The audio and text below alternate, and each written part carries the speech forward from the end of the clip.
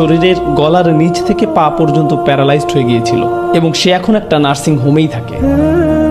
বেশিরভাগ রোগী সেখানে 90 কিংবা 100 বছরের বৃদ্ধ। একমাত্র রবার্টই সেখানে 30 বছরের একজন যুবক যার পুরো শরীর প্যারালাইজড ছিল। ওকে, সে গত 10 বছর ধরে এই নার্সিং হোমেই আছে। তার পরিবার তার জন্য একটা বিশেষ ধরনের ভয়েস কমান্ড কম্পিউটারের ব্যবস্থা করে দিয়েছিল, যেটা দিয়ে সে তার কণ্ঠ দিয়ে ইন্টারনেট ব্যবহার করে পৃথিবীর খোঁজ খবর রাখতে পারত।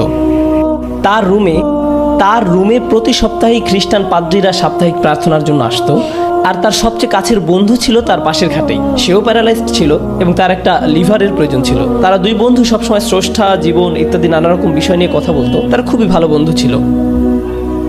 একদিন রবার্টের বন্ধু খবর পেল যে তার জন্য একজন লিভার ডোনার পাওয়া গেছে। সে খুবই খুশি হয়ে উঠল। সে রবার্টকে বলল, রবার্ট, আমি একজন ডোনার পেয়েছি, আমাকে যেতে হবে।